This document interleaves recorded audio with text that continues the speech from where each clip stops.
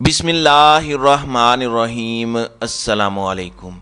नाज़रीन कराम, नई वीडियो में आपको खुश आमदीद कहते हैं। जुमे का दिन हमेशा नून लीग और मुखालिफों पर भारी पड़ता है। आज सुप्रीम कोर्ट ने तारीखी फैसला दिया है और सुप्रीम कोर्ट ने इलेक्शन कमीशन को फंड्स जारी करने के लिए स्टेट बैंक ऑफ पाकिस्तान को हुक्म दिया है कि वो 21 अरब रुपए खजाने से निकालकर स्टेट बैंक फौरी तौर पर इलेक्शन कमीशन को जारी करे। इंतखाबात 24 मई को नहीं होंगे, 18 मई को नहीं होंगे, ना ही 30 मई को होंगे। वही डेट रहेगी जो सुप्रीम कोर्ट ने दी हुई है, यानी 14 मई को कौम इलेक्शंस की तैयारी करे। लेकिन सबसे बड़ा मामला यह है कि आज जो इन चैम्बर खास तौर पर ये जो समाअत हुई, ये असल में ओपन हियरिंग नहीं थी जिसमें कोई आकर बताए कि क्या सूरत हाल हुई।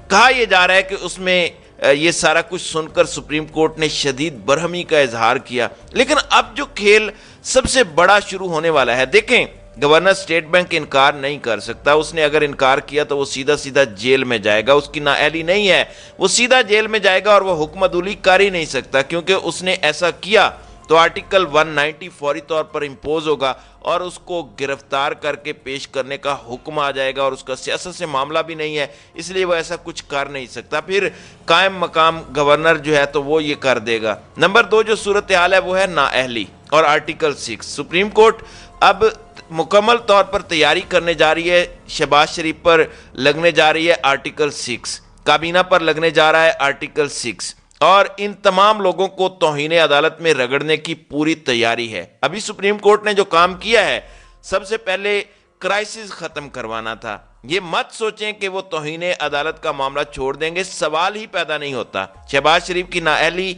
काबीना की नाअहली पत्थर पर लकीर है। लेकिन अभी उन्होंने सबसे बड़ा जो क्राइसिस और बुरान, उससे खास तौर पर कौम को अलग रखने के लिए जो फौरी तौर पर फैसला किया है वो ये है कि फंड्स जारी करें। फंड्स जारी करने का मतलब यह है कि आपके मुल्क में इलेक्शंस होने जा रहे हैं। अब कौम इलेक्शंस की तैयारी करे। शहबाज शरीफ ने भी इस मरहले पर आकर, देखें, इनके लिए भी बड़ा प्रॉब्लम है। कानूनी टीम तो बता चुकी है, लेकिन प्रॉब्लम यह है कि जो इनके हैंडलर्स हैं उनको शहबाज शरीफ कह रहे हैं कि इससे आगे अब मेरे पर जलते हैं। अब मसला यह है कि शहबाज शरीफ उसको रोक नहीं सकता, काबीना इसको रोक नहीं सकती, इलेक्शन कमीशन इसको रोक नहीं सकता। अब तो इदारों पर सारा मामला आ चुका है। देखें, इसहाक डार की नाअहली फौरी तौर पर तैयार है, उसने फंड्स जारी नहीं किए। अब इसहाक डार ने किसको कहना था? स्टेट बैंक को।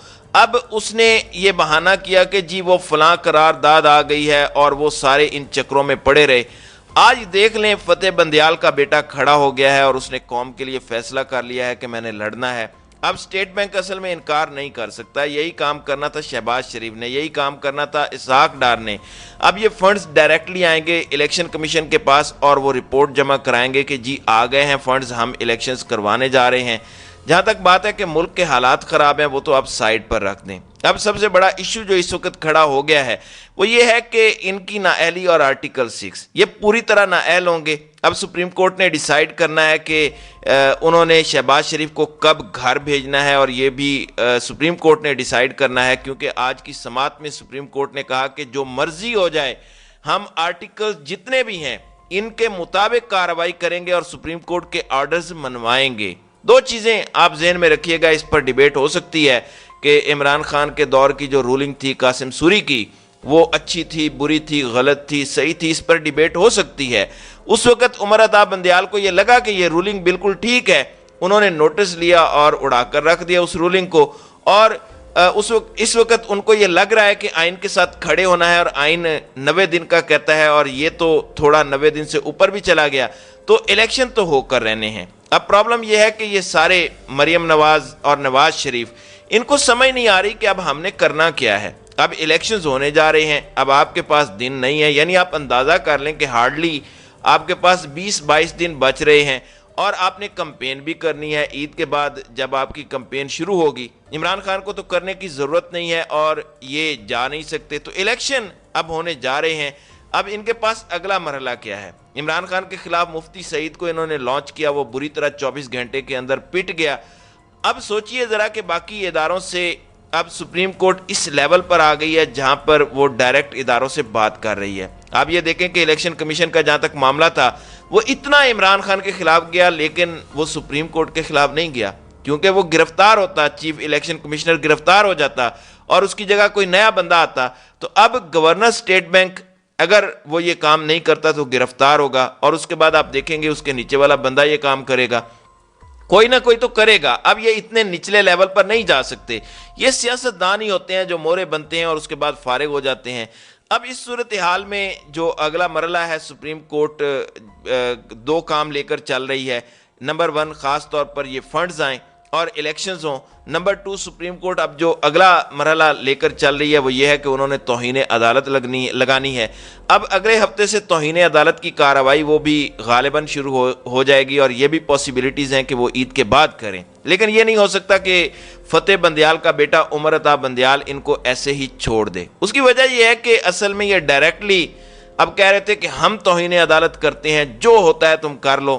یہی اصل میں وہ پریس کانفرنس تو ابھی دیکھ نہیں رہے۔ شہباز شریف کا مسئلہ یہ ہے کہ اب ان کی نااہلی تو پکی ہے، اب مریم نواز بھی اس رگڑے میں آئیں گی، جو کہ توہین عدالت کی اس وقت درخواست جو ان کے خلاف دی گئی ہے اس پر کارروائی شروع ہو گئی ہے۔ اور اگر یہ سمجھ رہے ہیں کہ یوسف رضا گیلانی کی طرح ان کی تھوڑی سی نااہلی کے بعد جان چھوٹ جائے گی بڑی آسانی سے، تو ان کا معاملہ بڑا ڈیفرنٹ ہے۔ انہوں نے ایک تو سپریم کورٹ کے معاملے پر نااہلی ہے، دوسرا انہوں نے دھمکیاں دی ہیں، پارلیمنٹ میں کھڑے ہو کر شہباز شریف دھمکیاں دیتا ہے۔ اس بندے کی اوقات دیکھیں کہ وہ پارلیمنٹ میں کھڑے ہو کر دھمکیاں دیتا ہے کہ میں یہ کر دوں گا، میں وہ کر دوں گا، میں اس کو نہیں چھوڑوں گا۔ پھر اس کے بعد آپ دیکھ لیں کہ مریم نواز اس نے کس طرح کی حرکتیں کی۔ اب جو لاسٹ مومنٹ آئی ہے وہ ہے سیکیورٹی کا معاملہ، اس پر بھی انہوں نے کوئی کمپرومائز نہیں کرنا۔ اس پر پہلے ہی سپریم کورٹ کہہ چکی ہے کہ اگر بندے نہیں ہیں تو نیوی سے لے لیں، فوج سے لے لیں، ایئر فورس سے لے لیں، تو اس میں کوئی دو رائے نہیں ہے کہ یہ سب کچھ کریں گے۔ دیکھیں اب ان کا باپ بھی الیکشنز کروائے گا، یہ بات بڑی کلیئر ہے۔ اب ہم الیکشنز میں جا رہے ہیں، الیکشنز میں اترنے والے ہیں، اور اس میں صرف ایک چیز ہے، اور وہ ہے عمران خان کی جان کی حفاظت کرنا۔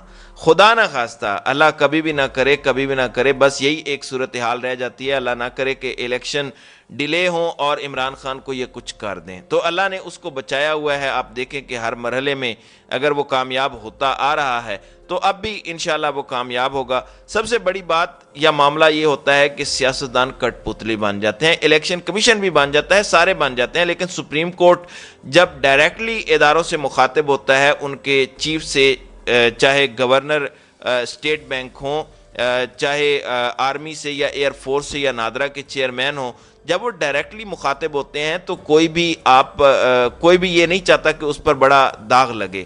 ایک حد تک آپ مورا بن سکتے ہیں، اس سے آگے نہیں۔ اب اسٹیٹ بینک کے پاس پیسہ ہے، وہ ایشو کرے گا، اور اسی طریقے سے آرمی کے پاس طاقت ہے، وہ اپنی سیکیورٹی فراہم کرے گی، اور دیگر جو ادارے ہیں وہ بھی اسی طریقے سے سپورٹ کریں گے اور الیکشنز ہوں گے۔ لیکن دوسری جانب جیل جانے کی تیاری کرنے کے لیے شہباز شریف تیار رہیں، اسحاق ڈار تیار رہیں، اور اسی طریقے سے وہ لوگ تیار رہیں جنہوں نے گزشتہ 1 سال کے اندر نامعلوم افراد بن کر پی ٹی آئی کے ورکرز پر مظالم توڑے، ظلم کیا اور ایک تاریخ رقم کی۔ یقین کریں عمران خان آنے جا رہا ہے، اور عمران خان جب آئے گا تو اس کے بعد آپ دیکھیں گے کہ ایک نئے دور کا آغاز ہوگا، اور اس دور کے اندر وہ لوگ جنہوں نے پنجاب کے اندر خاص طور پر پی ٹی آئی پر مظالم کیے ہیں، ضلع شاہ کو شہید کیا ہے، ارشد شریف کو شہید کیا ہے، اور دیگر معاملات کیے ہیں، ان کے خلاف ایک بہت بڑا ڈنڈا جو ہے وہ عمران خان کی جانب سے چلنے جا رہا ہے۔ تو ناظرین کرام، آپ کی اس ویڈیو کے حوالے سے کیا رائے ہے؟ اب اپنی رائے کا اظہار کامنٹ سیکشن میں ضرور کیجیے گا۔